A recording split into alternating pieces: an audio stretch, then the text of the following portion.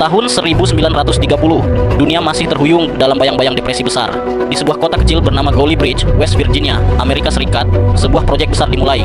Terowongan raksasa sepanjang hampir 5 km akan dibangun menembus Gunung Gauley untuk mengalirkan air demi memberi tenaga pada pabrik peleburan aluminium. Tapi, tak ada yang tahu, proyek ini akan menjadi salah satu bencana industri paling mematikan dalam sejarah Amerika.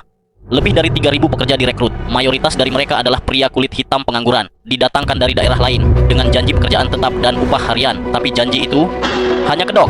Mereka tidak diberi pelindung, tidak diberi masker, tidak diberi pilihan. Di dalam perut gunung, mereka mengebor batu yang sangat kaya akan silika, sejenis mineral keras yang jika terhirup, akan menghancurkan paru-paru secara perlahan. Silika yang mereka hirup tiap hari mengendap di paru-paru, tidak terasa di hari pertama, tidak terasa di minggu kedua, tapi setelah beberapa bulan, tubuh mulai memberontak, batuk berdarah, sesak napas. Berat badan turun drastis, banyak yang tumbang, satu persatu. Namun mereka tidak diberi izin berhenti, tidak ada perawatan medis.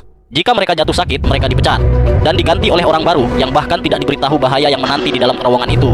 Itu bukan kelalaian, itu kekejaman. Pihak perusahaan mengetahui risiko silikosis, penyakit paru-paru akibat debu silika. Tapi mereka memilih diam, karena waktu adalah uang, dan nyawa adalah angka yang bisa diganti. Ratusan, mungkin bahkan lebih dari 1.000 orang tewas, tapi tak ada laporan resmi. Banyak yang dikubur begitu saja di malam hari, di makam massal tanpa nama, jauh dari mata publik. Pada tahun 1936, seorang jurnalis mulai mencium aroma busuk di balik proyek ini. Investigasi pun dilakukan, dan ketika tabir dibuka, dunia terkejut. Pengadilan memperkirakan 476 kematian langsung. Tapi para peneliti independen mengklaim korban sebenarnya bisa mencapai 1.500 jiwa.